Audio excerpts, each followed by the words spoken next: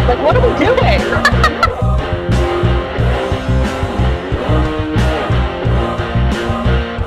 Corey Graves, the ignorant slut.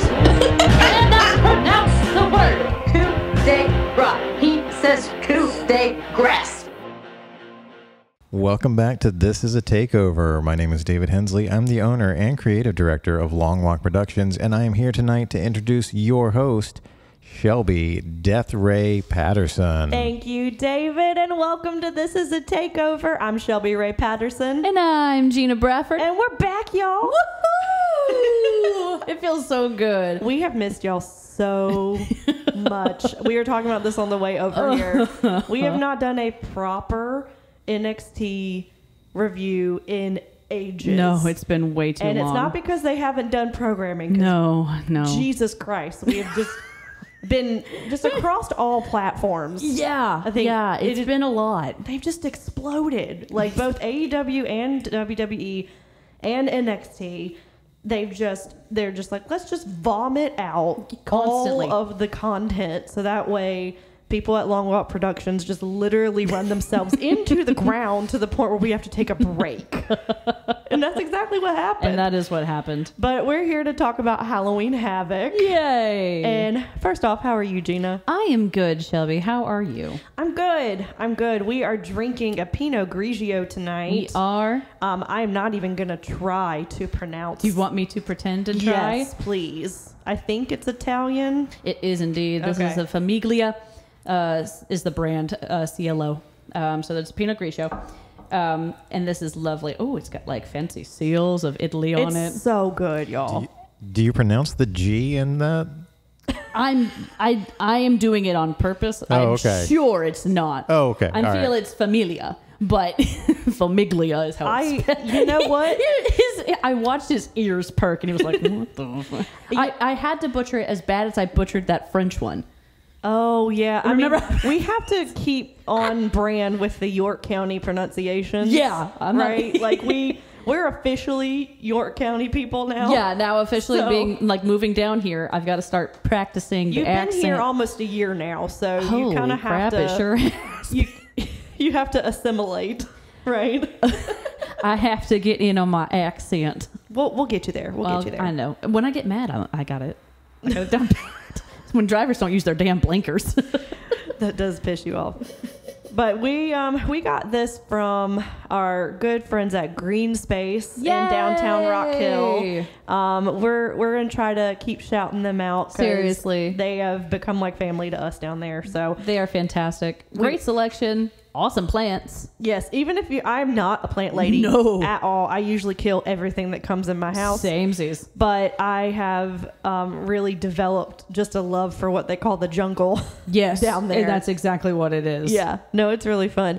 So if you're in the area, please, just give them a shout. Yes, right down Main Street. Yeah. And hey, Green Space, if you're enjoying this free promotion, maybe, Hey, I love to promote things that do not pay me to promote them. That is just, I love talking about things that I love.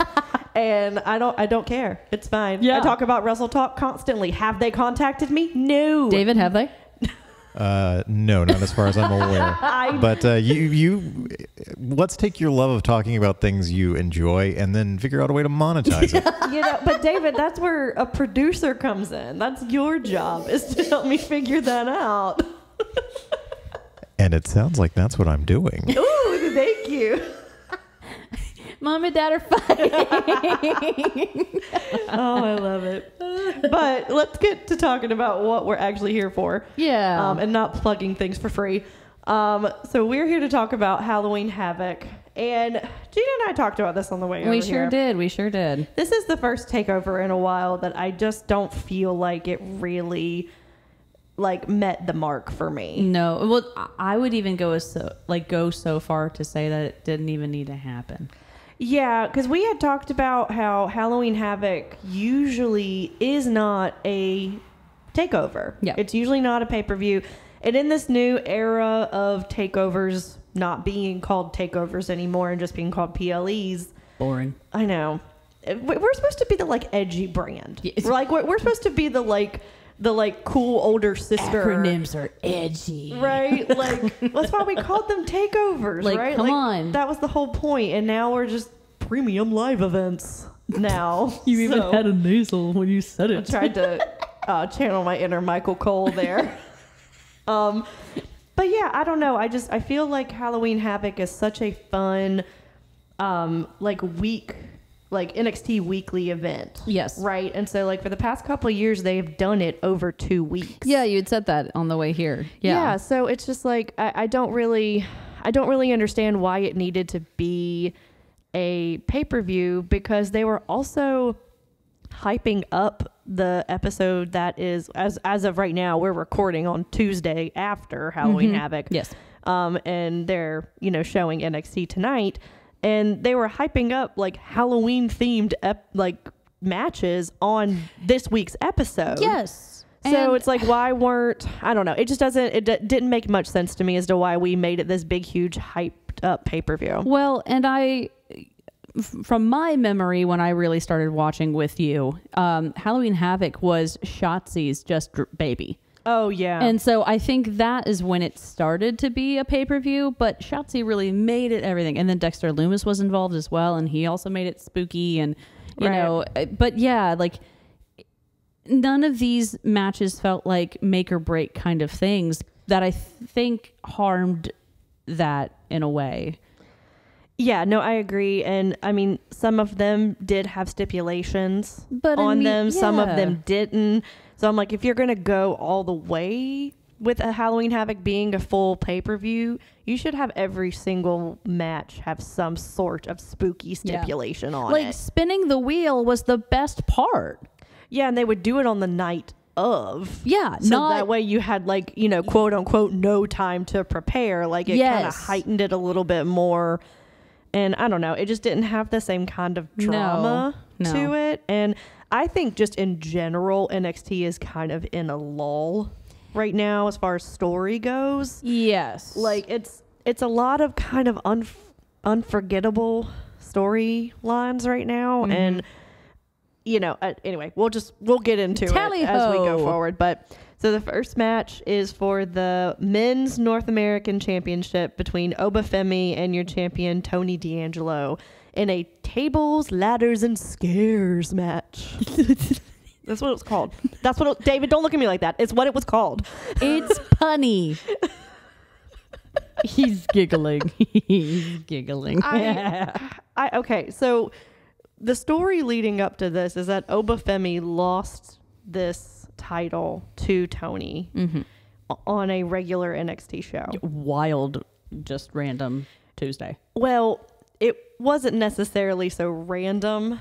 Yeah, because when he won it, that was the night that NXT was going up against AEW Dynamite. Yep. Because Dynamite had to switch to Tuesday night. Because of one sports ball or another. Yeah, sports. Sports. Yes.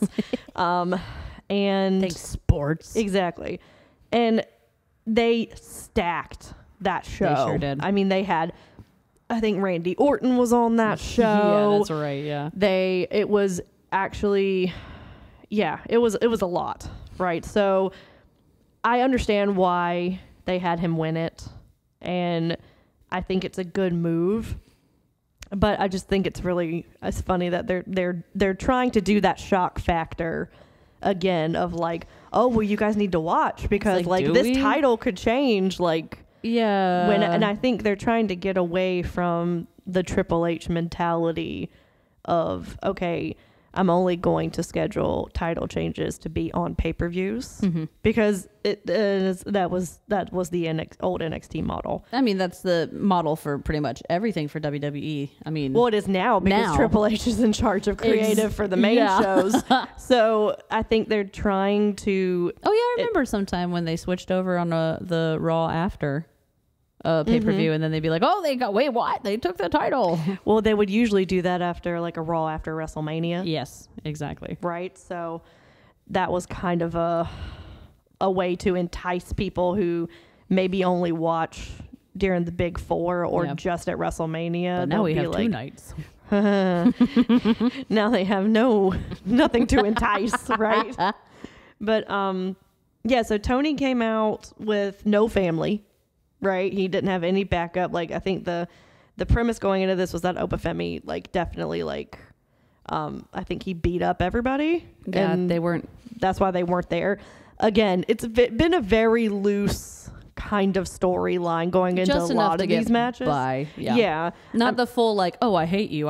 Let's just go fight. You know, we just bumped into each other backstage. But, I mean, we're like half a step above that. Yeah, it's a little bit more random than that, to be honest. It's like, okay, well, I have this match and you have all of this backup, so I'm just going to get rid of everybody. Yeah. So that way you don't have any backup. So the bones are there. I don't know. They had good video packages leading up to all these matches, but I just don't think that there was like a lot of bones there.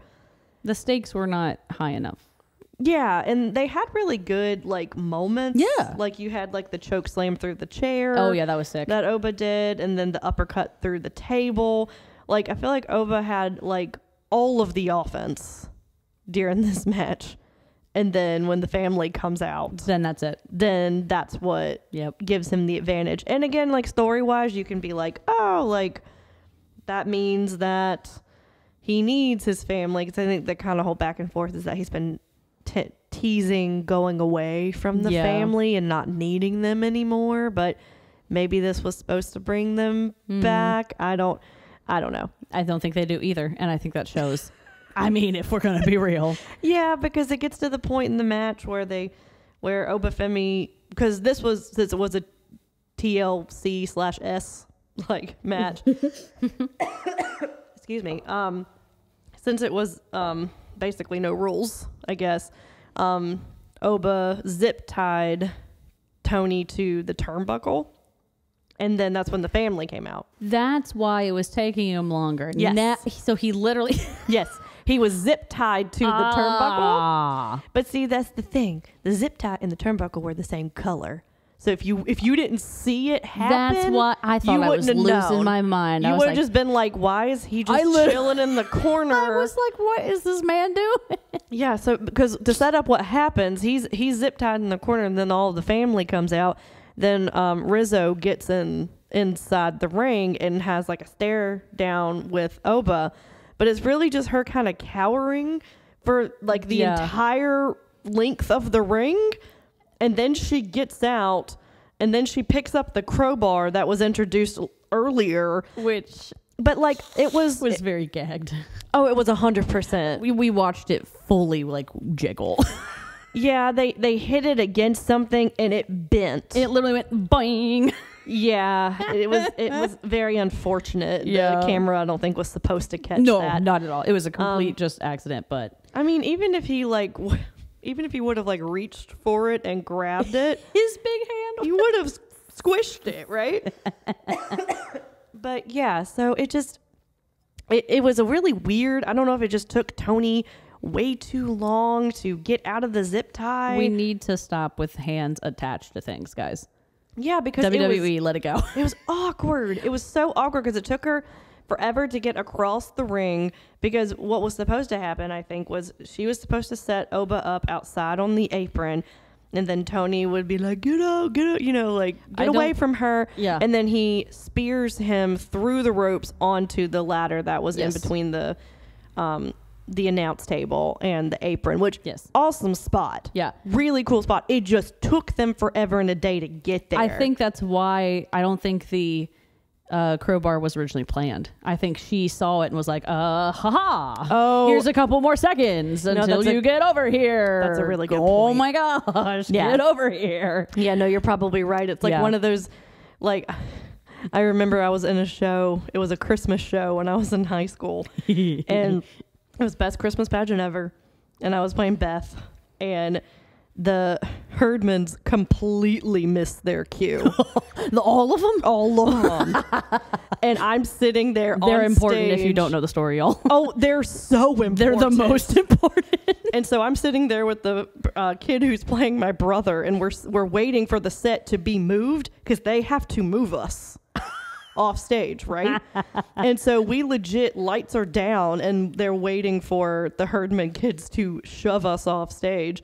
And then me and the kid playing Charlie just legit like rift for what felt like 5 minutes. It always does. It really wasn't, but it felt like ages because you're just sitting there like, okay, well, like, what do you do? Like, did they die? Right? Where like, are they? Where are they?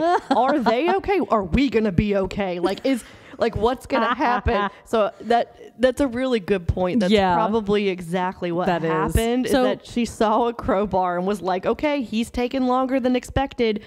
So I'm just gonna oh no, it's not a real crowbar. I'm just gonna shove it away. But Look, it was too mad late. respect, Miss Rizzo. And I still want to sing Grease every time I think about it. I think that's kind of what she's definitely going for. not the rat.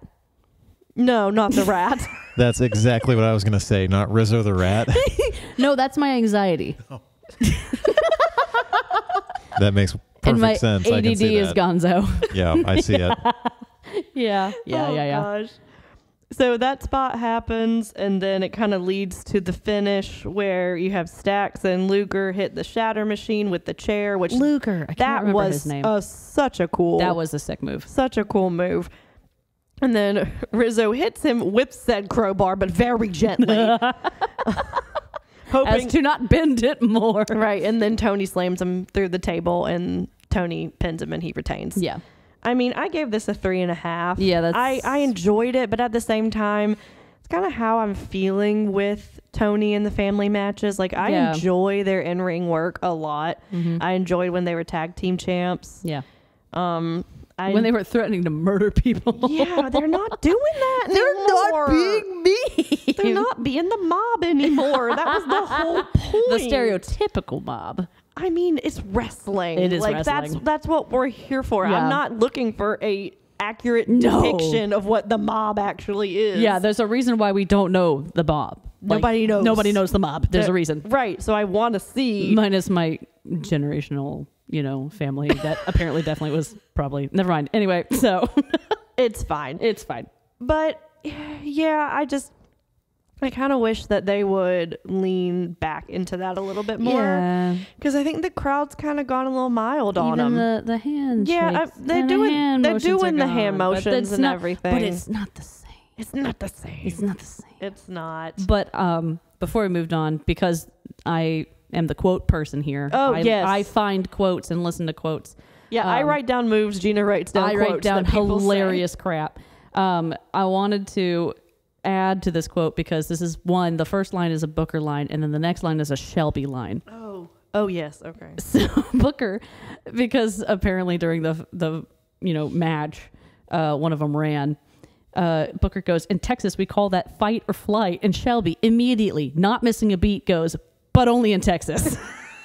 But only in Texas, because no one outside the state of Texas uses the term fight or flight. Like, what? Like, that just... I love it. I like Booker T. I do. I truly do. But him and Vic Joseph together, I think sometimes they are legitimately fighting. I think so too. Like, honestly, there's certain times where you're watching the match, and then all of a sudden you hear this like banter turn into actual wait, what did you say? Like Vic calls him out on stuff. Like, yeah, Vic, but I love you, my man, but be careful and tread lightly. I think that's why he likes him though. Because I think he likes getting called out. Yeah. So I think I don't know. It just but fight or flight, but only in Texas, nowhere else. Nowhere else. Only in Texas. But I didn't really pay much attention to the vignettes that were in between the matches because full disclosure, we actually watched this right before we came and recorded this. We did. We wanted a fresh take, but also because schedules permitted this. Yeah, so this is the only time I probably will get to see Gina this week outside of work. Our girl is busy now. I am in a show right now. Yes, which is great, but at the same time, though. That means our recording schedule is when I have a very finite window when I can get her stationary. And this is it. Yes. So we watched this right before, and I was just like, I am not into these vignettes that they're doing. No. Like one was even with Cedric Alexander. Well, what they're doing though is they're trying to hype the next episode of NXT. Yeah, which I understand, but I don't know. But it just we seems also like gotta a be lot. here, right? Like if you are already trying really hard to focus on what's coming up, then that means you don't really have much faith in the product you have now. Yeah, no, that's a good point. I mean, that's how I feel. Yeah. And that's how I felt throughout. Yeah. That it was like, we will get through this and we'll get to the next thing. Yeah, but the only vignette that I paid attention to was not Brian Pillman. Sorry. So sorry. I mean, Lexus King. You're not wrong. No, but I genuinely didn't mean to say that one, actually. That wasn't being sarcastic. No. That was, no, I know. I saw it in your eyes. Yeah. That was wait. Oh, I don't want to call people by the name they don't want to be called by anymore. Yeah. Sorry. But, yeah, so his Lexus King is being Wild interviewed. Sideburn Man. Oh my God. They're like, immaculate, impeccable. yeah. Yeah. They're like drawn on, sculpted. Did you just make up I a new word? I sure did. Immaculable. So immaculate and impeccable. Immaculable. Okay. David, are you okay? Just saying it more isn't going to make it like more palatable. Stop making bitch happen. Gina's not making immaculable happen. Okay? It's not going to happen. Yeah, that's sometimes my brain does that. It takes two words and just shoves them together, and that's not the thing. But my brain just, yeah, it does that. I do get what you mean with the facial hair. They're though. wild. It's very Matt Hardy, Jeff Hardy-esque from the 90s. But he's talking to the interviewer about his upcoming Heritage Cup match. So sorry, guys. I just have a all good tickle in my throat. Sounds like you need more wine. Something that probably would not dehydrate my throat.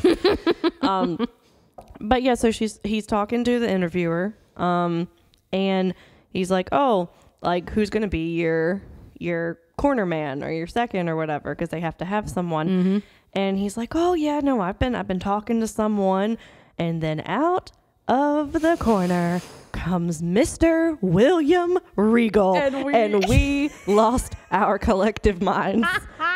We have not seen this man on any screen whatsoever since he left AEW. Our man. Our literal like ranking system. He is our Lord and Savior of this show. He's here. He was there. And he just walks on. And he looked great. He did. He looked great. so good. He always does, though. Black on black suit. The classic. It was so good. Classic Regal suit. And he reveals that he's going to be in Lexus King's corner on Tuesday. Yes. Today. And I'm just like, oh. Like, dang it. Man. Like, which, man. I get it. You're teasing something for Tuesday, and you're wanting people to watch, and that's fine. And that one also I feel is a little bit like that's fine if that's with this one, because one, it's the Heritage Cup. You don't always have to have like this mind-boggling story with the Heritage Cup. Like, no, you shouldn't. And that's fine. So that's why it's like, oh yeah, I'll be in your corner. Like, but he also did drop that, he's like, it doesn't fall far from the tree. Kind of dropping a hint about his own son too. Well, you do know that his son is the one that Lexus King is going against. Yes. It was a nice little... Charlie Dempsey is his name. Charlie Dempsey. He's cute. Charlie. But his curls. Yeah, no, I'm excited to see that, honestly. Yeah. So then we went into the next match, which was a tag match between Cora Jade and Roxanne Perez versus Julia and Stephanie Vaquer. Oh my gosh. Y'all, this was my match of the night. Same. Like, it was... Stephanie is unreal. Now, here's the thing. I had never seen Julia, never even heard of her really up until the point when whispers started going around. So I didn't know what to expect. But, man... They're pretty impressive, but I am very much a fan of Stephanie. Like, I watched her with that one time at AEW, and man, she was awesome then. Don't blame her one bit. I'm excited to see where she goes with NXT. But man, she had some sick moves in that match. Like, they both did. Yeah, and honestly, these four, I think, are the best women that they have in this division. That's a fair assessment. Oh, Roxanne definitely. Well, yes. Roxanne has been that for ages. She's still the champ. She's kind of literally carrying. She was for a while. Not anymore as much. I don't think as much anymore. But definitely for that hot time. Yeah. Well, because Cora was out on injury. And Welcome back, babes, by the way. Yeah, no, I'm very happy that she's back. I love Cora. Yeah. I've always loved her. I think that she got injured pretty badly. Yeah. And then went away for a while, and then I think stayed away. Yeah. And I think trained up and bulked up a little bit, and like, I mean, being gone that long, I think it's smart that she did that, because ring rust, you know, I can only imagine like how your body physically changes from wrestling every day to not even like really walking, because it was her knee, right? Yeah. Yeah. So I mean, that's all major change, like to your like physical body. Yeah, I know that friend of the show, David Two Dogs Hayes, he talked about that a lot when he would stop wrestling and then come back. Yeah. It was the hardest thing to get back into. Mox said the same thing in his book. Mox said, like, after he got sober and, you know, then he started wrestling, it was a whole different way for his body to move. Yeah. And he was more exhausted than he had been when he was, you know, doing wild, crazy stuff, because it was his body learning like how to function without the other, you know, well, other thing, but also just from coming back from not doing it for a couple of like months. And honestly, she did not have any ring rust. Not an ounce. At all. Her and Roxanne worked so well together. Oh, David, you would have loved it. They were in matching Shining outfits. Yes. They were in their blue plaid, and then they had the little pink ribbons around their tummies. So they were the Grady twins from The Shining? I love that. Were. Yeah. I did not think that at first. We thought Little Bo Peep at first. Because I didn't think of the girls wearing plaid, and then Vic said something, and I was like, oh, that makes 3,000 times more sense. You'd be like, I don't think either one of them are Little Bo Peep girls. This is an odd choice for them, but okay. But I loved how the stark contrast between like, oh, like, yeah, we're the bad girls, but we're like going to a college Halloween party. Yeah, we're all dressed up, and we're like gonna be so bad. And then you have like the actual badasses that like, hey, we actually just came from a con. Julia literally is wearing a Mortal Kombat mask. Like oh, David just perked up. Yes. Yeah, she's got, so David's like this metal piece that she's got, and it's got like the full like skull teeth, and it's got the chains hanging down all around. I don't know if it's Mortal Kombat. It gives me Mortal Kombat vibes. I'm sure that it's definitely not a direct reference to Mortal Kombat, but it definitely gives you the vibes. Like I wanted so badly that when she slapped someone that it would say finish her. Like I wanted it so bad. Well, Stephanie did have them like the oh, those sick horns. Yes. The sick horns. The sick horns. She's I mentioned this when she came in. There's a very, very fine line of nonchalance and badass. And you know what? Oh my gosh, she walks out. She literally just puts up a finger like, sup. Like no face, like Orange Cassidy, but scary. But I will murder you and your family. Yeah. Like, she's so cool. I'm fangirling, y'all. I really am. I like her a lot. Well, she was, I mean. And Green Velvet? Yes, girl. Yeah. Yes, girl. Her and Julia together. Yeah. I think it's going to be really interesting going forward because flashing to the end of this match, because this was a very spot heavy match, so we're not going to go through, spot by spot. Yeah, that one was But yeah, so you're in flashback or flash forward to the end here, and Stephanie pins Roxanne. Yeah. Like, Julia has the assist and everything, but like, she's the one that pins the champ. That's wild. So that's gonna be your next challenger for Roxanne, and I think you would be stupid to not take that off of her. I mean, I was interested for this match for a lot of different reasons, but because they were backing both of these women up so fast, so quickly, I was very interested to see who would ultimately come out on top on this match. I knew that they were going to win. That wasn't the question. But I was interested to see who the company ultimately picked, because they both, like, Julia came a little bit before, but Julia had a singles match already. But she still had a rocket to her. So I'm excited to see Stephanie continue and Julia. Yes, David. David is I showing had us. to go and find this. Yeah, somebody did a side by side with the Shining There Twins. you That go. is fantastic. It's pretty good, right? Yeah. Yeah, I love it. Yeah, listeners, if you haven't seen it, like go Google that shit and look at it. It's pretty good. Goodness, I really am sorry.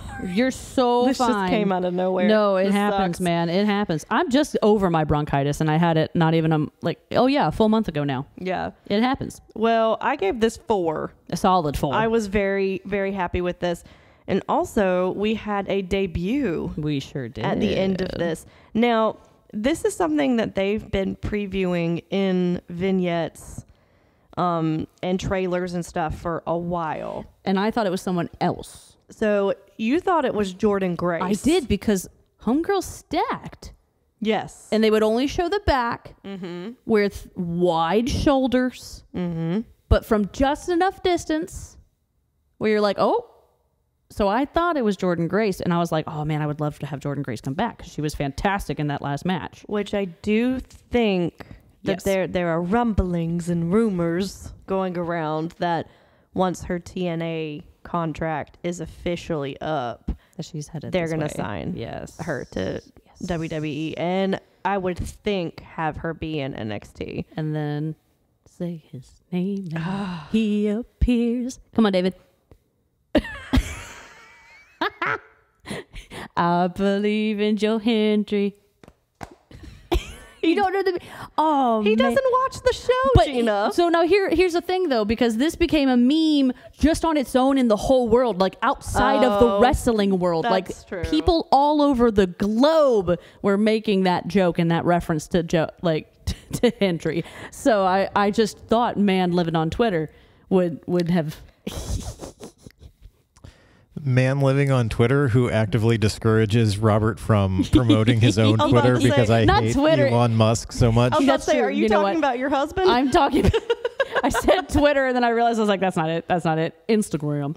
No, yes, I think that he is also going to be coming over as well because he's teasing an appearance in the Rumble. Yeah, but I really did think it was Jordan Grace. Like Yeah, but it is Zara or Zaria. Zaria. Yeah, so I had no idea who this was, and I felt really bad. Well, and it was But also she looked real badass, yeah. and I know that this is going to be kind of weird, but like, you know how JoJo Siwa I'm so glad you said that, because Has the I was like, this is makeup. just me and my ADHD. So glad you said she had very much like a JoJo Siwa-esque kind of look because she had the pointy hair. the pointy eye makeup, right, with the stars around her eyes, and then the hair. And that, I'm sorry if that is an insult, it's not for this. but she looks badass. She looks like a Jack JoJo Siwa. I was is what going to say, is she kinda looks what I what got. JoJo thinks she looks like. Yes, exactly. That's exactly what it That's is. exactly what it is. But she looked very scary, and it was very cool because the lights went out, and then they showed the video package again, Yes. right, of her, and it was very like Mount Olympus kind of esque, like she's running up this mountain, and there's like lights and everything everywhere. And then it like zooms in on her face, and then all of a sudden you see that she's, bless you, Gracious. we're We're losing it, y'all. losing it. We've been gone so long that we didn't realize that we were sick without you. Boo. Gross. I'm going to walk out now. It's fine. I am going to have to disinfect that entire recording booth. You are. I'm really sorry, David. Yeah. But yeah, so she appears up in the balcony, Yes. and it's a spotlight just on her, and she's looking like so scary. like super, I'm a mess all Like y'all up. she's about to like do the whole like Crouching Tiger, Hidden Dragon, like jump through the trees kind of thing. Yeah. Like into the ring. Like that's what it felt like she was gonna do. But yeah, no, she was cool. Like I'm excited to kind of see like where she goes. Yes. And who they're going to put her with, because later on in the show, like she appears again. So like Yes. I think it'll be really interesting to see like how she fits into this women's division. Because they've been and what her angle is. Yeah, because she's Australian apparently. Your favorite. I love Australians, so I'm very excited. But there was one other thing I was surprised about with Julia when I watched. She doesn't nap. No, and because you had said in the match, she was like, "Is it just me and I'm not paying attention?" But like, has Julia done anything? And I felt bad because, like, for the most part, like my brain hears like naps as like, what if I do zone out for a moment? Sure. And so not hearing her nap at all for anything was really weird. And then I, saw Stephanie just go bam, like just nap as hard as she could. And I was like, oh, there it is. Okay, that's my brain is honestly. It does make a big difference. I didn't think of it until that moment. Because unless you are really watching, and even when you're really watching, sometimes if a forearm that doesn't have a nap with it, like sometimes it doesn't have as much effect. Yeah. Even if you are watching the entire time. But when you hear that nap, it's like a snap. Like, Like grand example later when Ethan Page and Trick do that knee spot. Mm-hmm. Trick Williams can nap because one, he has thighs of thunder. Sure. And two, because he also has like enormous hands, so it makes this reverberating sound. Also true. But if you did a knee spot without a nap, think how weird that would be. Yeah, because the person would react to it, and you would be but like, the sound is what makes it go, ugh, Exactly. And you don't realize how important it is until you're like, oh, I don't have that. No, I think that's a good point. And she can move very well. She has great wrestling ability. I just thought it was an interesting thing. Oh, sure. It's a good thing to point out. Yeah, I gave that a 4. Yeah, 4. I enjoyed that a lot. It was a good match. So next we have Ridge Holland versus Andre Chase in an ambulance match. I love Andre Chase. I love it.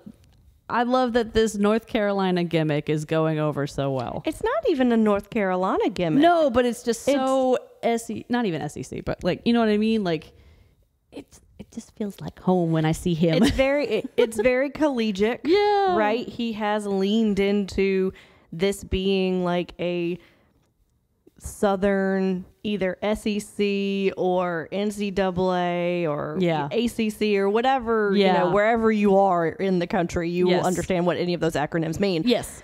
Sports ball. If you are into sports. So it gives it that feel to it. And I will say that this story probably had the most legs out of anything on the entire card. Agreed. Like 200%. That video package. Oh my god! That they played before this match. I was so upset. Showing Thea and then being upset and who wants to see Thea Hale upset? Not me. Like nobody. Nobody does. I want to see her Tasmanian devil and murdering people. Right. And not screaming. Upset. Yeah. Not upset. No.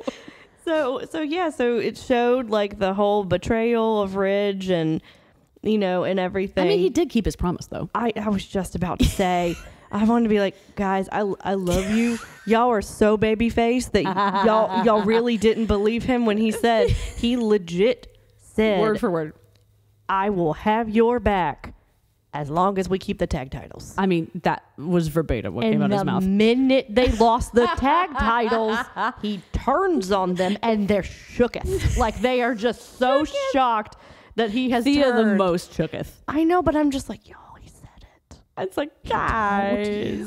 And I know it wasn't that long ago. No, it really wasn't. They didn't hold the titles for that long. Which that alone is a shame, but. Right, but it just... I enjoyed this match a lot because of the story. Ambulance matches kind of irk me a little bit. Ambulance and casket matches, just because like the story behind it can be fun. It's kind of like a cage match. Like it gets to the point where the grudge is just so hard, like so high, and the stakes are so high that like the only way we can settle this is if, like, I don't need to pin you. I just need to put you in a thing and close the door on you. Yeah. Right. And I understand that. So you're so incapacitated you can't get up. Yeah. And I understand that. But you can do that in the ring. The way that they had the ambulance. That was bothering you. It bothered me so much. It was bothering you so bad. One, it wasn't an ambulance. It was a hearse that was white that said ambulance on the back. Which, by the way, if that not walked, but if that drove up and if it walked, you have a different problem. If I'm seeing things like that, then I'm real scared. I'm actually dying. But if, something happened, I broke my leg and I need an ambulance or something, and that pulled up, are you joking me? I would be like, all right, Lord, take me. I'm clearly dying. Clearly, like, you're showing me that this is not going to go well for me. Like, it aesthetically made sense. One-stop shop, right? Like, ambulance / hearse, like, just in case. Which, if you looked into the ambulance at all they had was just a stretcher. That's it. It wasn't a function. Like, I get it was supposed to go with the aesthetic of the rest of the set, which was all old and spooky. But at the same time, I'm just like, there's just a stretcher. There's no medical equipment. There's nothing. Anything. Nothing. They literally just gutted the back of this hearse, put ambulance on the back, and then put a stretcher inside. The set person was like, hey, I know a guy. Like, and again, if that's the look you want to go for, that's totally fine. If you're going to do that, put it at the bottom of the ramp. Do not put it on the top of the ramp, and better yet, around the corner of the ramp. Okay? So the whole time, Ridge and Andre were doing all of their stuff down in the ring and then had to drag them up the ramp to put them in the ambulance. There was a part in the match where Andre had gotten that table spot where we thought that the table was going to break and then it didn't, and then on the announce table. On the announce table. Well, Shelby goes, "Oh, that's so nice. He's helping him out." And I was like, "Shelby, he's putting him on the wheeler to get him up to the ambulance." If you have to, because they use the stretcher as a weapon. Yes. Which was fair. also kind of dinky to me. Yeah. Because they literally, and I know this is a audio medium and you can't see what I'm doing right now, but I'm going to describe it as well as I can. So what they did was they undid the stretcher to make it tall, right? She's indicating with her hands. Yes, I'm indicating going up and down. So they go up with it. Yep. And then they push it towards their opponent, right? She's buggy carting her hands. It misses them and it hits the ring apron, right? Yes. And all it does is it just goes, like, and then it sad flops over. And it just slightly touches the ring apron. Like, just slightly touches it. And Andre makes a whole big to-do about avoiding it, and it just goes like it. And that's what happened every single time they used it, because they were both just so timid with it. You know what? That was somebody who's like, wait, we actually have to return this. Do not damage this and do not break this. We're renting this. I'm sorry, I have to interject here for a second because I keep hearing the names of the wrestlers, these NXT wrestlers that you're saying. Yes. And I've been sitting here listening and I've been thinking, any sport that has boasted such superstars as The Undertaker or The Rock or Stone Cold Steve Austin, what kind of daytime soap opera ass names are these? Ridge Holland. What about Andre Chase? Andre Chase. So I Googled the NXT roster. I was wondering what you were doing over there. He was very, very deep in thought. Brooks Jensen. Okay. Oh, no, hang on. Tell me that hang on. Brooks Jensen is not the name of the handsome older gentleman on something like The Young Bold and the Restless. yeah, The old and the Ariana Restless. Grace.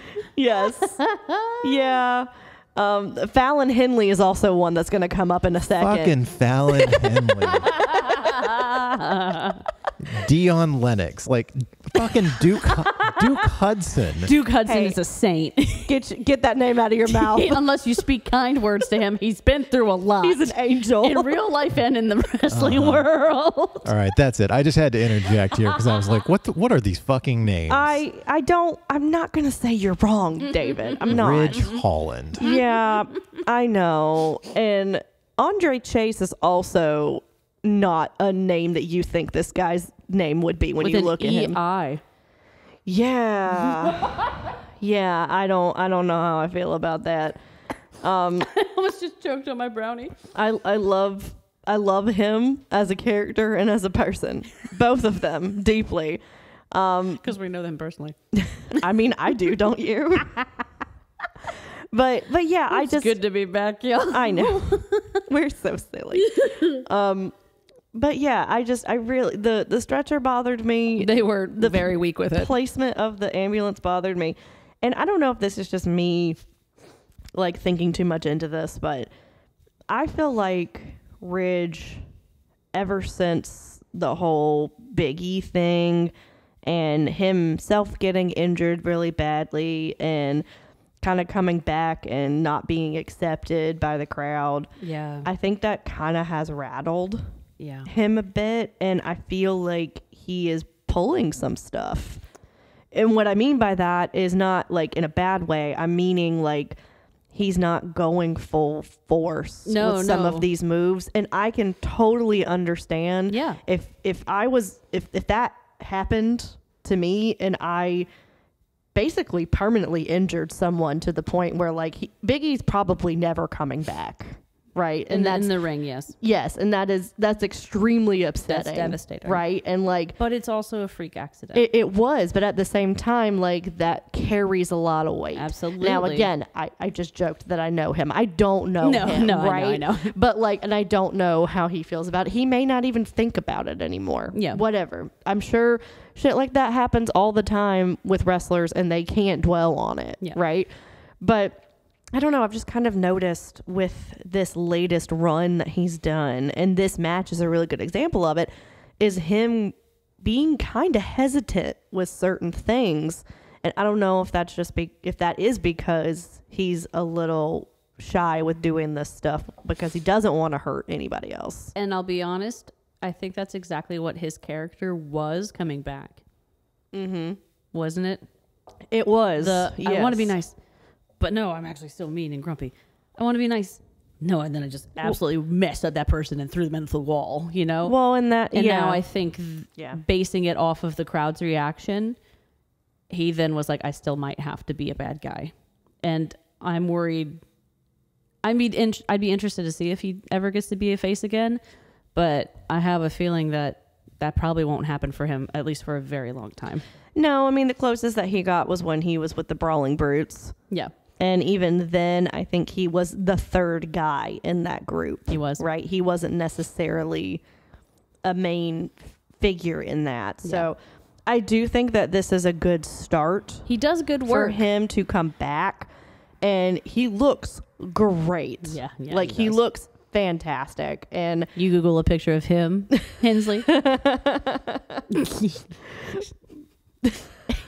No, he said no. No. Oh, yeah. But I mean, Chase came out in the Freddy Krueger-esque Chase Yeah. U. Like, I will say, The striped sweater. the NXT roster for Halloween Havoc, for all Halloween Havocs, their gear is on point. Yes. Like, it is very, like, everything is Halloween inspired. Like, every single person, like, even the heels are kind of more on the Halloween side of things now. So, like, it was really fun to see. And there was even a point where he did a kick and I saw that his shoes were also the Freddy Krueger. Yeah, you were like, oh my gosh. Like the Freddy Krueger colors. Yeah, the weird green, brown, and then the red. Yeah. So he had the Chase U sweatshirt. Yeah. Like crew neck sweatshirt, but with the Freddy Krueger colors. It was really cool. It was cute. And Ridge had a really cool mask. I don't know what that mask was, but it was sick. It was awesome. So, I mean, there was a lot of good spots in this, but I feel like it kind of dipped in the middle. Yep. And it was when they were trying to figure out, okay, how can we make this interesting with the ambulance at the top of the ramp? Yes. Right? Like, I just feel like it was a disservice to them to not have it at the bottom. It's always at the bottom. Why would the casket be at the top of the ramp? That doesn't make sense to me, right? Like, I understand, like, they had, like, a buried alive match with, was it Jack Perry and Christian or whatever, and that was at the top. That makes sense, right? Because having the dirt up there is easier to clean. Well, that, and also like having it be off of the top of the ramp, people can't see where he's falling, so it gives the illusion that he is falling into the dirt. He died. Right? But when you have a vehicle that you're trying to put someone else in, is all of the, because WWE has done ambulance matches before. There's one that I immediately think of with Stone Cold Steve Austin. Wasn't that one with no, that was the milk. He drove the beer truck. The beer to truck. the ring. No. But the most recent one was with Drew McIntyre. There it is. Drew McIntyre did one. I'm blanking on who he did it with at the moment. But I always want to assume it's Punk, but well, no. it was before that. I know it was. This was pre-Punk. The before times. So they've always had it parked at the bottom, I guess is my point. And I'm harping on this point. But it just didn't make much sense to me, and I feel like it caused more work on their end. Yeah, even if it was at least in the center at the top of the ramp, that would have made a difference. Yes, I agree. Even if it was just in the center. But no, you go up the ramp and then around the curve. Yeah. And then it's right there. Yeah. And I have a feeling the camera guys would have known what to do, guys. Yeah. You wouldn't be blocking that many people. Yeah, I mean, they had good spots. And this was also, there was a chant that was being chanted throughout the first couple of matches.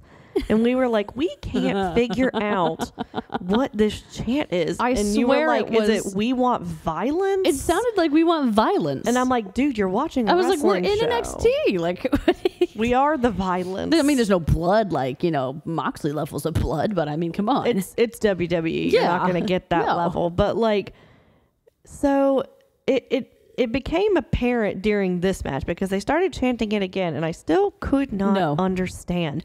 And then they get to the top of the ramp, and there's these pumpkins that are at the top of the ramp. And then Ridge Holland picks one up, and the crowd goes fucking bananas. Insane. And we were like, oh my God, they're chanting, we want pumpkins. And I was giggling before we watched this because I have family, first and foremost, I have family in Pennsylvania, so I can just rag a little bit on them. You can speak on this. I can. Hershey is another level of Pennsylvania. Yes, we were in Hershey, Pennsylvania, Philly, and a few other more distinct locations. Those two, in my opinion, are the wildest of, like, Philly and Hershey. Hershey is like this, you think this quaint little town where it's just chocolate. No. No. Y'all some wild people out there. So apparently the entire show, they were wanting them to use the pumpkins as a weapon. I did not see these pumpkins until this match. Yes. This is the third match on the card. So I'm like, there was nowhere else around the ring that had pumpkins that would be easy for them to grab. Like, there was one that was clearly plastic. Like, that would not have given you the effect because it had this, like, weird, like, face on it that was clearly decor. Well, that was on top of the ambulance. Exactly, yes. So I don't know if that's what they were referencing. Maybe. Who knows? But Jesus, it was so funny. And then he holds it up. He was like, all right, motherfuckers, is this what you want? Like, seriously? Then he takes it and hits him across the head with it. And they go. And they do, and they love it. And then Andre goes to get one. He was like, and's like pointing at it, like, is this it? And they're like, yeah. And so he gets it, and I'm like, and oh he gets my an God. even bigger pop. And oh my God, I was like, it was ridiculous. Like, y'all, Pennsylvanians. Y'all are weird. You're Stay wild. Weird. Stay weird. I gotta say, Gina, I'm a little bit let down because when you started that statement with like, now I'm from Pennsylvania, or I have family, so I'm from Pennsylvania, so I can say this. I was like, is Gina about to fucking dunk on Pennsylvania? Like, are you about to say some very wild polite shit? I'm just saying, Philly. I don't want to mess with Philly in particular, but Philly will fuck you up. Well, yeah, People from Philadelphians Philly. killed the hitchhiking bot. Sure did. They sure did. I will never forgive the city of Philadelphia for that. They set shit on fire, like, during the football season. Yeah, that's even if they don't get to the, like, Super Bowl. Like, I don't mess with Philly, okay? I don't want to start shit. No, but I just want to lightly poke the bear. You're starting shit with Hershey. I do. You're you know what? starting Hershey, shit. come at me. Bring your chocolate. Let's go. Oh my gosh. Yeah. So there was the pumpkin spot. The pumpkin. Which never thought I would ever say that. And there was one that did shatter pretty great though. No, it was good. Super satisfying. It was good. But yeah. So there was a cool spot with Ridge reaching because Andre had gotten him into the ambulance, and he was trying to close the door. And then he reaches his hand around and rakes his eye. Yeah. Like it was a really cool spot. It kind of felt a little Freddy Krueger-esque. Yes, it did. Freddy Krueger is the knockoff. Is the Wish.com version of Freddy Krueger. David, it should have been you for your Halloween costume. But yeah, so Ridge ends up going over Wild. in this match. He wins with a DDT on the ramp. I mean, that would and then just do it. chucks Andre in there and closes the door. I mean, I gave this a 3.5 just because I enjoyed it. Story helped a lot. It did. The story carried this a lot because there was just a lot of logistics stuff that just did not work for me at all. The idea was there. The formation of the actual plan was not. Yeah. So next we go to the Women's North American Championship, which was Fatal Influence versus Kalani Jordan. And this was a gauntlet match. So on the pre-show, they spun the wheel and it ended up on Spinner's Choice. And so they decided that it was going to be a gauntlet match. And for Kalani to retain her title, that she had to go through every member of Fatal Influence. Ending with Fallon Henley. And I'm here for her being the lead, by the way. I am, but I'm going to be honest. Yeah. I was not about this at all. I love Kalani. I think that it is a good decision to make her the first ever Women's North American Champion. Agreed. Right? I thought that was a great decision. She was a really good up and coming new person. I think she's boring. I think her character is not fully fleshed out. I don't know. Like she is like a super uber baby face. She's cute. That's her gimmick. Yeah, but like she's really good in the ring. She has fantastic ring ability. She has great psychology. It's just like she doesn't have a direction, and there's not an immediate like part of my brain that's like I could see her even becoming heel. Like I can't even and that's kind of shooting herself in the foot a little bit. Yeah, I think maybe she's just a little green because she did not come from a wrestling background. She came from a gymnastics background. Oh, she was one of the ones they recruited from. Gotcha. Yes, so that was their initiative that they did with like a lot of these newer class that they recruited from NCAA sports and gymnastics, especially for the women. Yeah. Don't forget about American Ninja Warrior. Yeah. Oh, that is very true. American Ninja Warrior was a big one. But yeah, so I hope that she can learn a little bit more about the psychology of everything, because she's got the ring, like the work rate down in the ring. But with this match in particular, I could see how a story could be told. I'm just not interested in it. Yeah. And I also do want to bring this up, and I didn't mention this earlier, but I know I'm a little spoiled because Toni Storm has just knocked what it is to have a character down pat, to understand a character so deeply, and to just really just take it to the next level. Now, I'm always going to be a Toni Storm fan, and that does not mean that everyone else is trash. It's not. It's just I am going to be like, how can you top that? Like, how can you even begin to like figure out, like I'm never going to be a wrestler, but that truthfully would have been my gimmick. Like if I 100%. ever wrestled. So I think that she definitely just needs to go and like, honestly, like go on a D&D generator, girl. Like see which like random like dice you get rolled and see what you can come up with. I'd like to genuinely like see what you can do with a different character. Yeah, because with this match, like you had Jasmine Nix go first. She also kind of doesn't have a... Yeah, there was a lot of telegraphing going on during that portion. Yeah. On Kalani's part. Like she was definitely waiting a lot for her to hit her spots. Like there was definitely a time where she had her arms out, like stretched out. Oh, yeah, that part was rough. Being like, kick me in my stomach, like, please. Right here. Right. So there was a lot of that, and Kalani kind of beats her like super super easy, barely an Fast. inconvenience. Barely an like, inconvenience. So Good then reference. JC comes in, and I really, really like JC. She's got her character Yeah. down pat. And she can work well in the ring. So like she's got both of those things going Yes. for her. And so the match definitely got better, and it picked up when JC came in. But Kalani inevitably beats JC, and on the way out, JC hits her with a cheap shot Yeah. while Fallon is running in. Yeah. And I always think that like this type of heel mentality is so interesting to me. It made me giggle. Yeah, because basically what was supposed to happen was if any of them beat Kalani, then they win the title. But it's the heel mentality and the heel faction mentality is like, okay, well, if one of us has the title, then all of us have the title, right?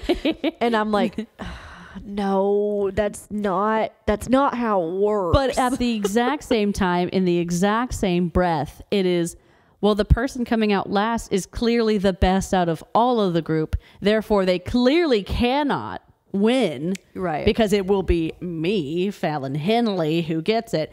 But I expect I expect her to kick her hard enough so that it's easier for me to win.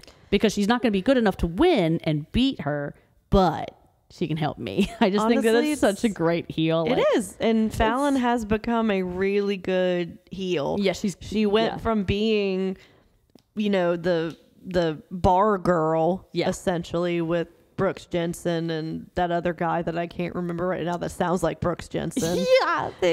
We get their names. Wasn't it J and B and then B and J? Yeah. Because we get giggled just like that every single time because we're children. Oh man, Your cheeks are bright red. that's bad. That's bad. But yeah, so she, I feel like, has really come a long way in the past like 6 months to a year. And I know that it's been really fun to see her develop this kind of mean girl type of mentality, because she was a face for a very long time. Yes.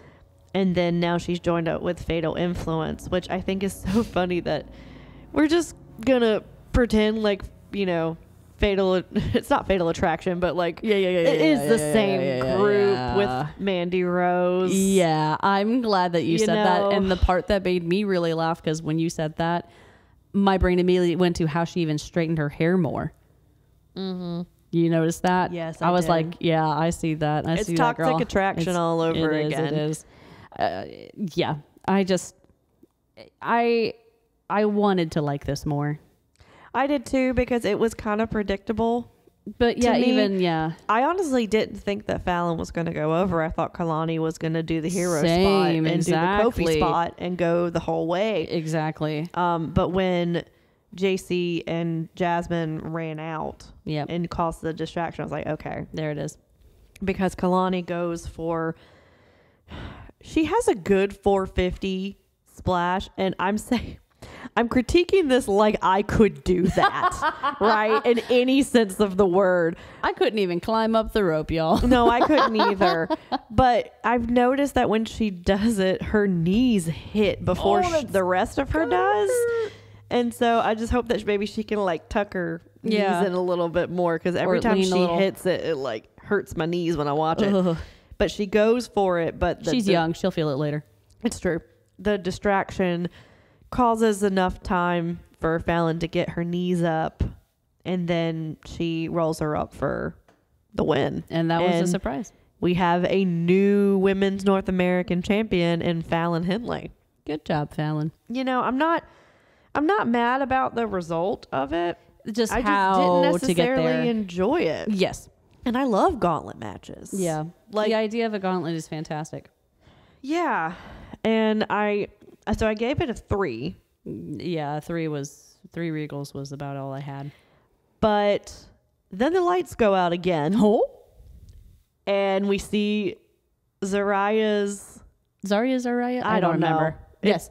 We'll know eventually. Every time they tried to say her name, like, we could not hear it. Announcer man. Yeah, like every announcer that tried to say it we couldn't hear them. So I'm like, I don't think anybody knows how to say her name. Yeah. It's like when Saraya came and people were like saying Saraya and Saraya and like all these different ways to say it. Yes. I'm sure she's going to come out and tell us exactly how to say it eventually. Yes. Like Mustafa Ali. Right. And that's fine. And then I will say it correctly and I will never make a mistake ever again. Exactly. But anyway, lights go out. We see the video package again. And they're in the middle of the ring and they're like ready. And they're ready facing the ramp. Let's go. So that means she's going to be... She's right behind you guys. She's right behind you. I'll never get tired of that spot. And so they turn around and she's there and girlfriend just goes to town on all of them. Yes. I will call out cameraman only for a half second. You were half a step over because she had this incredible headbutt, but your angle was just half of a centimeter off. But I cannot fault you for that. No, that's not her fault. No. I'm saying cameraman. Cameraman, you were half of a centimeter off. So that's like what, $10? No, $10 fine. Like, I don't know how WWE does it, but yeah, it was. And so, but everything else was awesome. To me, that shows that she's like, nobody's safe. Nobody. Right? Because when she comes out during the match where Roxanne is, that makes sense. She's the champion. But she came out at the end of this match, the other women's match on the card. She's like, any title, it's mine. Yeah. I'm taking it. And I loved that. That's sick. I loved that so much because... And it doesn't pigeonhole her either. You always have these people who debut and they come in, like Ethan Page, I think is a really good example of this, right? You come in, you say, I want that one in particular. That thing. Nothing else, right? Or else I won't sign the contract. And then you get pigeonholed, like you said, into doing this and only this. And then when you lose it, eventually, where are you going to go? And that's right. So like a great segue. With this, I feel like it sets her up to do anything. Anything. Yeah. Now, would I also like to see her go against Jordan Grace? Oh, fuck yeah. We haven't even watched this woman wrestle. And I know where she's going to be at. Now, don't take that as pressure, babe. You got it. It's the same as with Stephanie Vaquer. Yes. Right? Like she just comes out onto the ramp and you're just like, I want to see you do all the things. I fangirl so hard on you, Stephanie. You're amazing. I love you. I love you. I love you. I love you. And I've only watched you like literally wrestle 2 matches. I'm here for you. Yeah, but that's all that. That's all I needed. All you need. Actually, the first one was all I needed. Yeah. I'm a happy fan. Well, then we segue into our final match of the night, our main event, which is for the NXT Championship between Trick Williams and Ethan Page. Didn't we already see this before? We did. A lot. We did see this.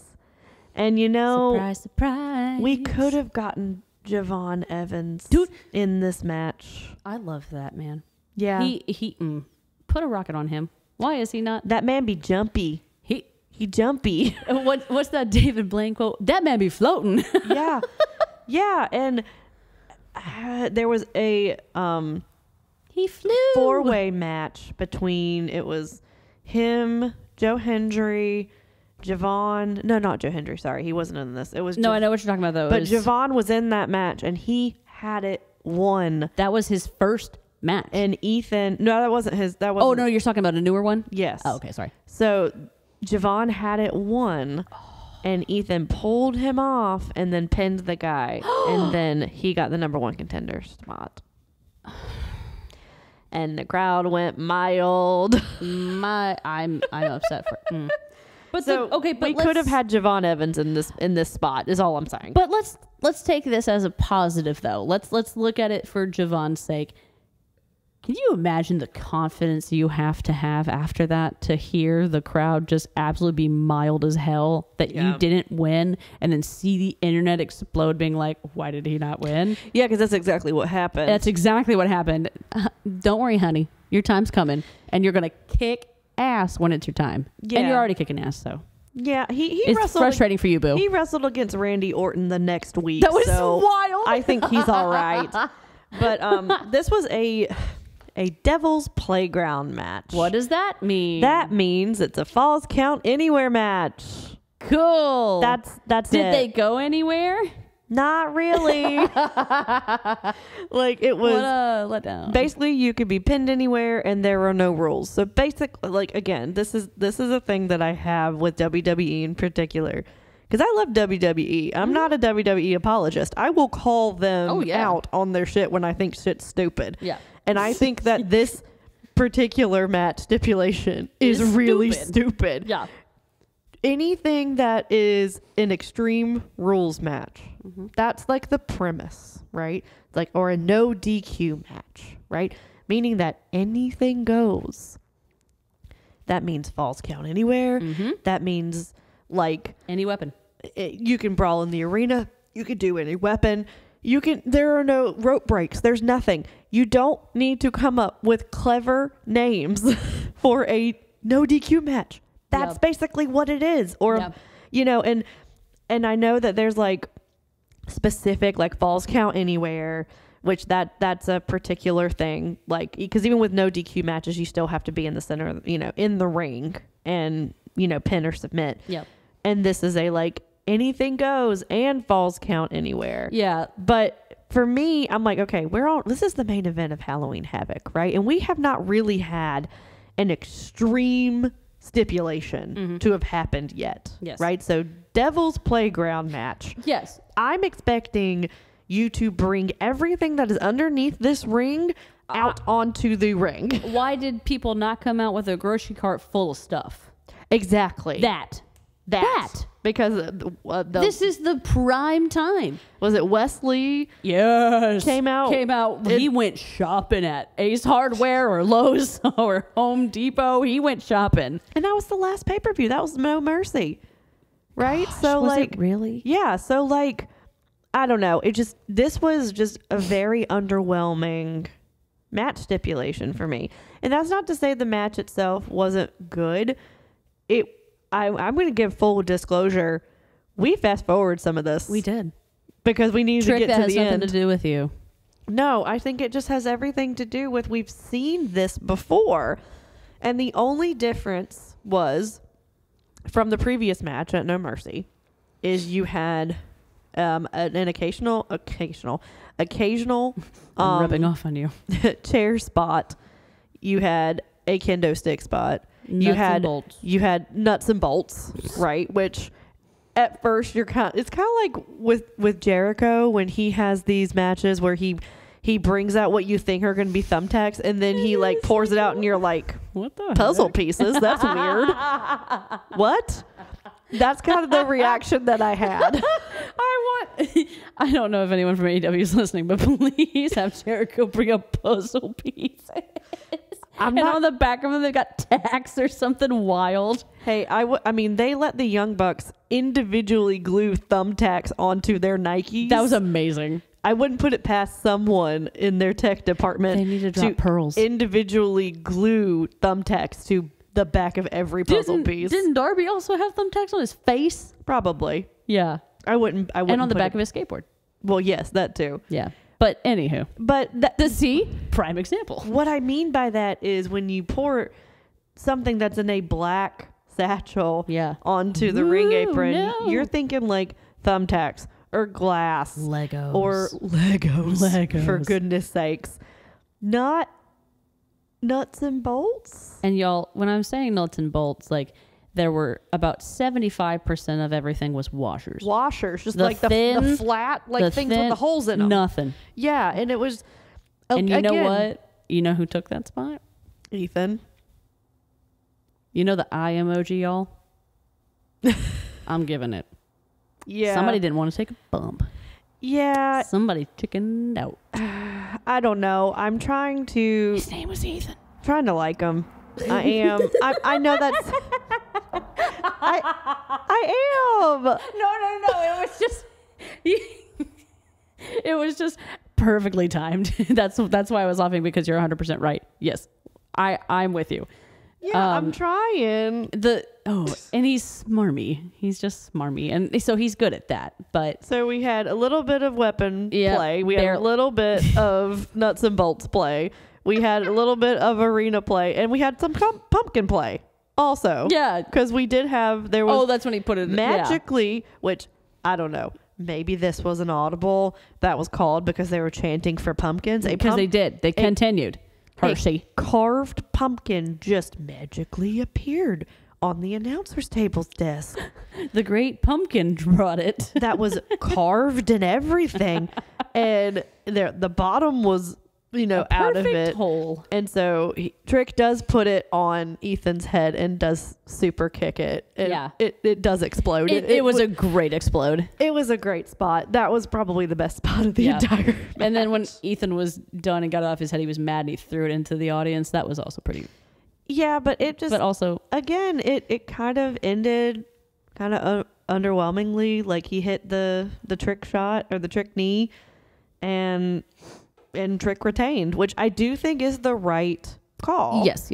Obviously, because if you just gauge the difference between Ethan Page's entrance and Trick's entrance, like crowd was not even mild for Ethan's entrance. There was a smattering of boos, but like that's about it. There was one person who danced, and it was your daughter.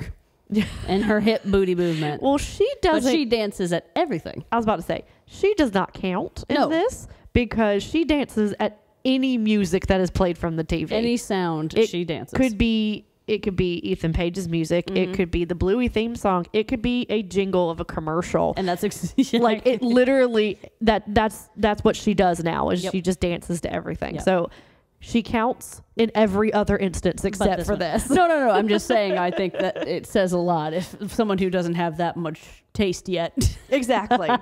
Except for MJF, apparently. Oh, my gosh. My child is in love with MJF. MJF is her everything. That's a little troubling for me and her father. We'll address that later. But high school's going to be fun.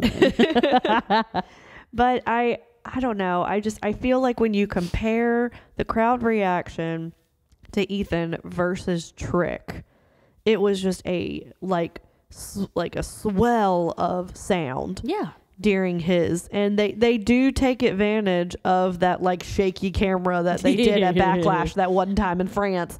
They are now trying to capitalize on that. Guys, stop trying to make France happen. Well, France is happening, right? Because it does make sense as to like that what we mean by France is happening is that the shaky camera, because it was so loud. It was the chants for AJ Styles were so loud that there was a shot of a camera that I guess was a GoPro right on top of the ring. I'm not exactly sure, but the vibration from the chanting for AJ Styles was so loud and vigorous that the camera that was supposed to be stationary and on AJ Styles' face was moving. Physically moving. And it was shaking. And so I would definitely say, if you don't know what I'm talking about, please go look it up. It is quite hilarious. Literally type in AJ Styles shaking camera. You'll find it. And so what they've done is for Trick, they've done the same thing. He deserves it, though. But I think it truly is accurate. Yeah. Because they do it for every single, regular NXT show. They'll cut to that camera and it'll show either the bass of the music or like the bass of the crowd is, moving that camera. Yeah. And I think that's a testament to how, not just how over he is, but like how much he understands the crowd. Like he works the crowd. He was dressed as Trick Willy Wonka, which was hilarious. And he had the purple velvet gear. Yeah. And I don't know if you saw this or not, Gina, but he had candy in the belt, and he was handing it out, and I was like, you get it. That's how you do it. You get who you are as a character, right? Yes. And so I think Hershey would have rioted if Ethan would have won this match for sure. Oh damn, was it Hershey's candy? Trick, I bet it was Hershey's candy. I hope it was. I bet it was. I bet you did your research. But what was really strange to me about this match was at the end, the ending happened and Ridge Holland came out. Yeah. After having won his ambulance match. Yes. Comes out and is beaten down on Trick. And then Ethan like pulls him off and is like, hey, what are you doing? This is right? my This match. is my match. And he's like, okay, well, if like you want to do this so bad, you do it. And throws Trick towards him. Yeah, because Ridge has said, like, if you can't get it done, I will. And so Ethan was like, you know what? Then yeah, show me. You do it. Yeah, but before he could hit his finisher on him, Bubba Ray Dudley comes out. Now, he had been with a previous announcer who I also will mention later. But yeah. And the crowd was like, yay. Like, cool. But he doesn't really do anything. He just runs them off. Yeah, which also, sorry, that would not really get me to run off. I actually would be like, security, can you come get this crazy guy? Because he's dressed in full, like, normal clothes. Not even in, like, you know, a vest, suit, tie, anything like that. He's not dressed up. He just looks like a dude with glasses and off the facial street, hair. like just very casual attire, which is fine. I mean, that's clearly his vibe. Yeah, but like it was so weird. He runs them off after, you know, Ridge still hits a DDT on Trick. It was a good one. Before he runs them off. Yeah. But I don't know. It's just like it was very random. Did we need the double? Like the double like interruption? Yeah, I don't know. I don't think we did. I don't know if this is going to lead to Bubba Ray coming on and doing something with NXT. I'm guessing, because why else would he interact at all?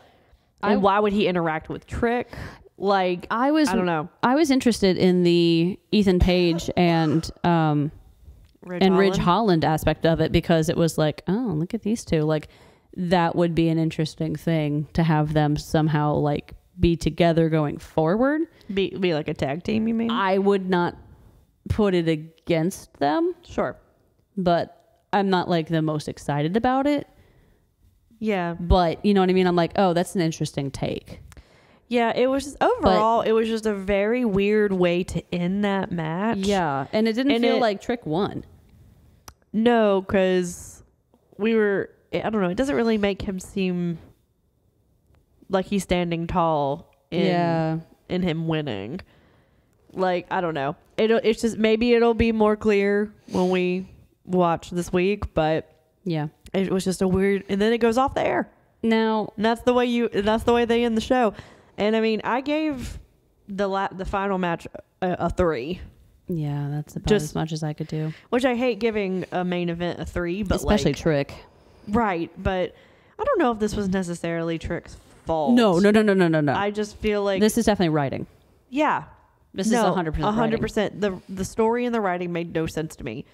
I gave the overall show Regals a 3. I think mine totaled to 3.5, but 3 is more accurate. It was just kind of a mid show, like outside of the women's tag. Yeah, that was Like, I really did not, and like the ambulance match like got there eventually, but like I don't know, there really wasn't anything else that really stood out like this that much to me. Make me feel like this needed to be a pay-per-view. No, and there was so many behind the scenes backstage segments and vignettes, and you know, trying to get us to watch on Tuesday, and you know, I understand that you want to have that because you want to promote your future shows and stuff, which I think that's good.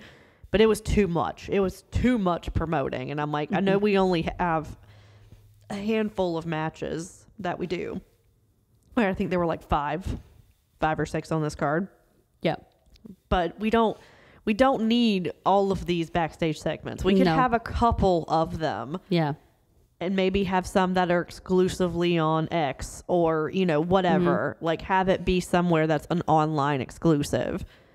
But, like, we don't need Instagram or this many segments backstage during a show. There was, like, at one point, there was, like, 3 in a row like back to back in between these matches. And I'm like, and you weren't setting anything up. Yes. You know? So... Anyway, I gave the show overall just a 3. Yeah. Because I definitely think it was the weakest one that we've watched this year. And I hate that it's the one that we come back to. I know, but y'all, we're so happy to be back. We are. We're very happy to be back. And we can go into our segments now. We sure can. So Gina Brafford, who is your ignorant slut? Oh, we're starting off strong. Yes, we are, of course. So I had it as originally, there was, I don't know his name. I don't care to know his name. There was this announcer, or I should say like interview segment backstage guy. He was with Bubba Ray Dudley. He was rough. I don't know who he was. There was a segment after the first 2 matches. Yes. Where they just cut to These randos. Bubba Ray Dudley, but he's not a rando. No, I know. I'm just saying in like the span of like the whole show, it's like just this one spot, and then they'd like never come back technically until the very end. And well, it was him and then this other guy who was an announcer / interviewer / I don't know who the fuck. I have no idea who this guy was. I've never seen this guy. No. And I don't even remember what his name was, and I didn't write it down because I was so angry. Yeah. Because he messed up everybody's names. He called Tony by his actual name. He called him his real name, not his wrestler name. And I was like, and the other thing is here, this is something that also is important. Actors know this. When you make a mistake, don't show it on your face. This guy literally went, you watched his eyes go, oh shit. Like you watched his whole face like go, oh, I made a mistake. And then the whole time he had his head down, giving the interview with the mic like this close to his mouth. For the rest of the time. And I almost gave it to him.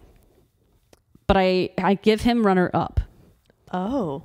Because as we were talking, I continually thought, what was it that really stuck out to me as to why this wasn't working? And it wasn't just writing. And it wasn't just lack thereof of ideas. I never thought I'd say this. But the lighting really affected me. The lighting? There were only 2 times when big pops happened. What were those 2 times? Oh. Every match in Halloween Havoc has the opportunity to start off being scary. Having green or purples or like I'm a set person. So this all just already seemed thrown together. But I think it really manifested for me to not have an ambiance, to not have a set. That light for the actual, ring was so normal. Nothing dimmed, nothing lit up except for entrances. But even then, that's only there on that screen. Yeah. Nothing else changed. And I wasn't really thinking about it until that moment. So shout out to lighting. You guys are not appreciated as much as you should be. Because it did make a difference for me, and I think that's what it was. Yeah, and really the only times is when Zariah came in. And then that made a statement. Went down and then came back up with the spotlight. Like, so anytime there's like an immediate blackout, you're like, oh snap, what's coming? Right. Yeah. But, and I feel like it's like, I'm not saying like, we don't want the light of Red Death. We don't want to go back to that time. That's not what I'm saying. We're not saying we want, you don't want red lighting with a red cage. No. No.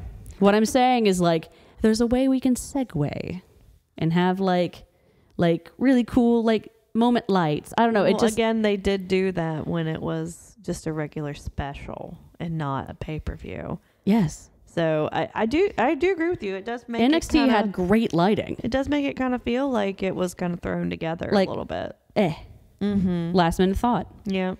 So that is my ignorant slut. I love that. I know. Congrats. The lighting. I don't know if it's. I don't think it's the designer's fault. I think that they're the ones that would put it together. Yeah. There's a part of me that's like, Sean Oak's like, yeah, whatever. You're never going to blame any set person for anything going wrong. You guys work so hard. I've done it. It's hard work for y'all. But no, lighting, yeah, you guys can do better next time. So sorry. Yeah. Well, my ignorant slut is that floppy ass crowbar. I'm sorry. Setting props. It really took me out of it because it really did look real. It looked so real. And then when she picked it up and it just in her hand, it really was like, oh, like it was such a bad moment. It was a full boing. Because I didn't want to give ignorant slut to any actual person because I don't feel like anyone really dropped the ball performance wise. No. It was just like the logistics of everything just didn't really make much sense. And really, I just that crowbar. That was rough, man. You're rough. right. You're right. And then after seeing it deflate like that and then having it come back and actually be a weapon. That's rough. In the match. Rough. You call an audible and you use something else. Yeah. Right. Now, like knowing that situation, you got to just grab whatever you can. So props to, pulling that out of your butt, but. Sure. But. I would say use a different weapon. Anything else. Yeah. That's fair. So that's my ignorant slut. So let's go ahead and start with you then. Who is your EST? Stephanie McCurr. Yeah, let's go. We're in agreement. Who else is it going to be? I mean, honestly, she was phenomenal. Gosh. Yeah, no, I love her and I'm definitely hooked like you definitely are. Like it is, I'm very excited to see what she does. I do think it is very interesting because of the way that she left AEW was a little sus. Right. Won't lie, girl. And you're good, but don't let it get to your head. But she also said that she couldn't start with WWE till after she did her Stardom dates. But there weren't really any Stardom dates.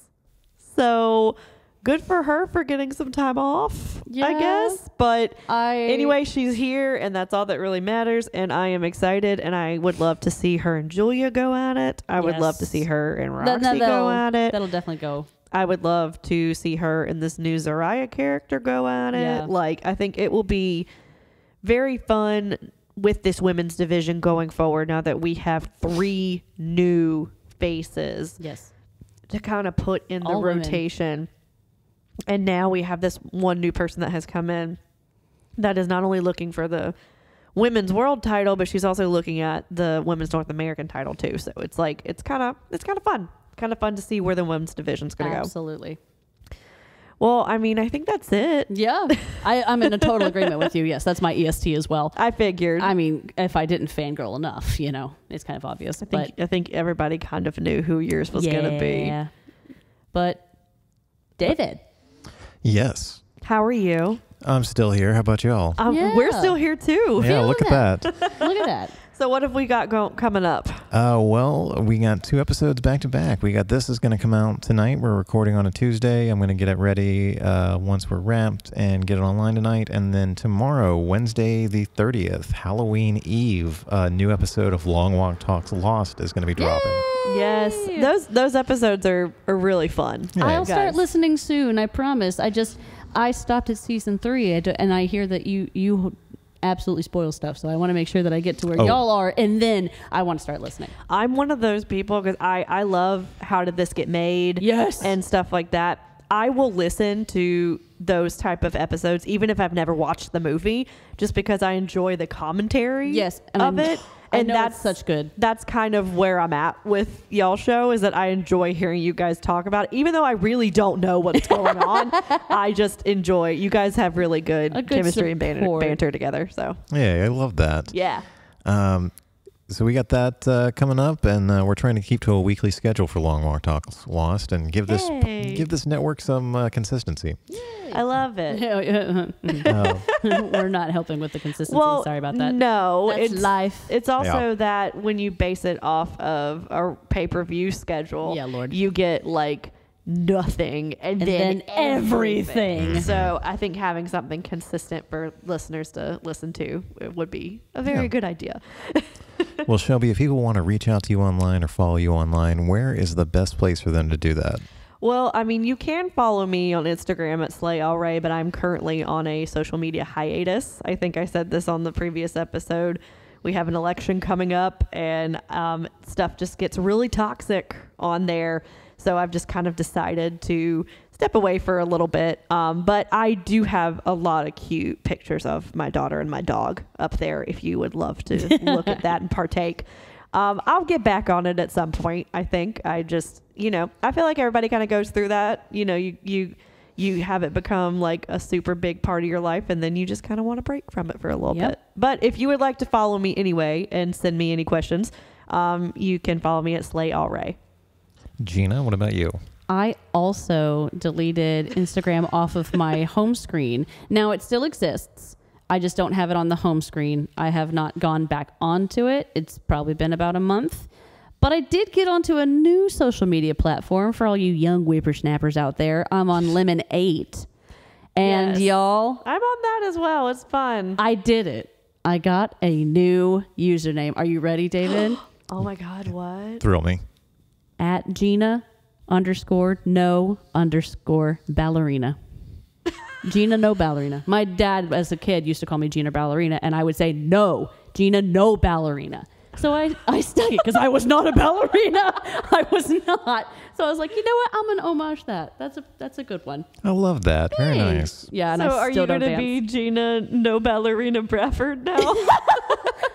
I don't know. Bless your heart's still pretty great. Yeah. But Bless your heart rolls off the tongue. yeah. But my inner soul is Gina No Ballerina. There you go. I love it. Very nice. Well, if you want to follow me online, the best place to do that is on Instagram at DB Hensley. If you want to keep up with Long Walk Productions, you can visit us online at longwalk.us. To see more of our original work or hear past episodes that are no longer streaming, you can follow the YouTube links in the show notes. Thank you very much for listening, and if you enjoyed this show or any of the shows on the Long Walk Podcast Network, please make sure to leave us a rating and a review on whatever platform you're listening on. Thank you, David. And thank you guys so much for listening to This Is a Takeover. I'm Shelby Ray Patterson. And I'm Gina Brafford. And you don't have to be called up to the main roster. You're doing fine where you're at.